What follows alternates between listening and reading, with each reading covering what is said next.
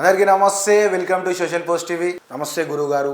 నమస్తే సాయి సార్. ఏంటి సార్ మన ఇండస్ట్రీ మొత్తం ఏమైతుంది? Pan India the real rebel star Prabhas, ఆయన హెల్త్ బాగాలేదని చెప్పేసి బయట విమర్శలు చాలా వినిపిస్తున్నాయి. కాలుకి ఇట్లయింది, చేయికి ఇట్లయింది అని ఏదేదో అంటున్నారు. దాని గురించి మీరు ఏమంటారు సార్? అదే విచిత్రంగా ఉందంటే సోషల్ మీడియా ఎలా అయిందంటే రేటింగ్ కోసం ఎవరి గురించి అని రాస్తున్నారు. మొన్న ఒకటి రాశాడు, కుంభమేళాలో ఒక అమ్మాయి మొనాలిసా చచ్చిపోయిందని రాశాడు. డేట్ కూడా వేశాడు, వాళ్ళ జనవరి 25వ తేదీన చచ్చిపోయింది. వీళ్ళకి అడ్డు అదుపులేకపోతుంది పిచ్చి పిచ్చి ఛానల్స్ రేటింగ్ కోసం అని. ప్రభాస్ విషయానికి వస్తే పాపం ప్రభాస్ వాడు పెళ్లి కాదని, వాడు సంసారానికి పనికిరాడని, వాడు నడుములు ఇరిగిపోయినాయని, వాడు కాలు ఇరిగిపోయిందని, అసలు ఇక్కడ లేడు, ఇటలీలో ఎక్కడో ఒక ఆసుపత్రిలో ఉన్నాడని, అన్ని నిరాధారమైన వార్తలు.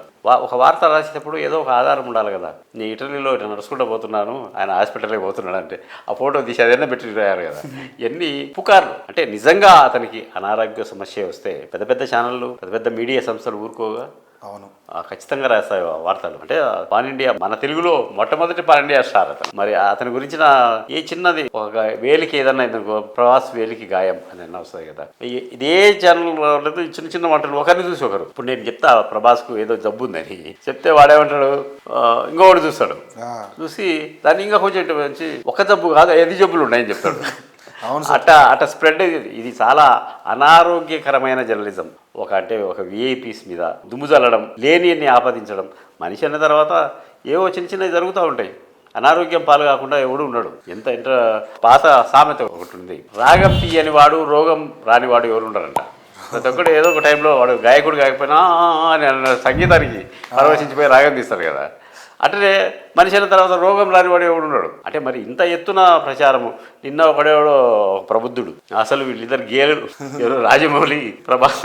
అందుకే ఆ టైంలో ఆ సినిమా తక్కువ టైంలో తీయాల్సిన కూడా చాలా ఎక్కువ రోజులు తీశారు వీళ్ళు గేసు కాబట్టి అని ఒకడు వీడియో రిలీజ్ చేశాడు. విచిత్రం అనిపిస్తుంది. అసలు ఎక్కడికి పోతుంది మన సమాజం, ఎక్కడ పోతుంది మీడియా, ఎక్కడ పోతుంది? తర్వాత మీడియా మీద నమ్మకం పోతుంది. ఇట్లాంటి నిరాధారమైన వార్తలు విఐపీస్ మీద వాళ్ళ మీద రాయడం అనేది. ప్రభాస్ అద్భుతమైన క్రేజీ హీరో. యూత్ లో ప్రభాస్ అంటేనే చూస్తున్నారు అందరూ.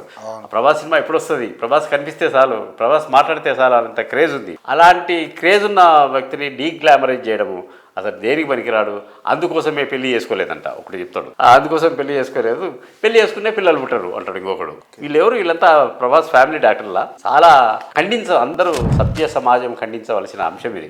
ఒక మంచి క్రేజ్ ఉన్న హీరోను అతను డీక్లామరైజ్ చేసి, నిజంగా నువ్వు అన్నట్టు ఒకడేమో ఖాళీ దిగిందని రాశాడు. అప్పుడు బాహుబలి షూటింగ్ అప్పుడు ఏదో పెద్ద యాక్సిడెంట్ అయింది, అప్పుడు ఏదో నరాలు కట్ అయినాయి రాసి. ఏంది అసలు, ఎక్కడికి పోతున్నాం మనం? చాలా తప్పు ఈ వార్తలు. అంటే నిజమైన మీడియా, పెద్ద మీడియా వాళ్ళు ఆధారం లేని రాయరు. ఆధారం లేని ఎవడు చెప్పాడు. మనకు కూడా ఆధారం లేదు. మనం కూడా చెప్పచ్చు ప్రభాస్కు అది ఉంది, ఇది ఉంది, ఇది ఉంది, కానీ చెప్పకూడదు. అదే తప్పుడు వ్యవహారం. టీఆర్పీ రేటింగ్ కోసం ఇవన్నీ, టీఆర్పీ రేటింగ్ కోసమే ఇవన్నీ చేసేది. వాడు చూసినట్టు ప్రభాస్ ఇటలీ వీడియో తీసిపోయి ఇటలీలో చేర్పించండి హాస్పిటల్లో చెప్పేటోడు. అటుంది మన కథ. కానీ ప్రభాస్ మీద వస్తున్న వార్తలను ఎవరు నమ్మద్దు. అంటే మెయిన్ స్ట్రీమ్ మీడియా చెప్పేంత వరకు ఎవరు నమ్మకుండా ఉండడం చాలా మంచిది. ఇప్పుడు మెయిన్ స్ట్రీమ్ మీడియా అంటే ఏమంటారు సార్? మెయిన్ స్ట్రీమ్ మీడియా కదా, అది పెద్ద పెద్ద వార్తా సంస్థలు ఉన్నాయి కదా. బీబీసీ వాడు ఆ స్థాయిలో, అంటే పాన్ ఇండియా స్టార్ అంటే దేశవ్యాప్తంగా క్రేజ్ ఉన్న హీరో కదా. ఆ బీబీసీ వాడు లేకుంటే ఇంకా వేరే తెగినా నమ్మాలి. అదే చెప్పలే, ఆ పిల్ల చచ్చిపోయిందని రాశారు. Okay sir, thank you very much. మన ప్రభాస్ గురించి ఏదైతే మనకు తెలిసిన చెయ్యిరిగింది కాలిరిగింది ఇవన్నీ ఎవరు ఏం నమ్మొద్దు, మన పెద్ద ఛానల్ వచ్చేదాకా అని చెప్పేసి మన గురువు గారు సీనియర్ జర్నలిస్ట్ బత్తుల ప్రసాద్ గారు అంటున్నారు. Thank you very much. కలుద్దాం సార్.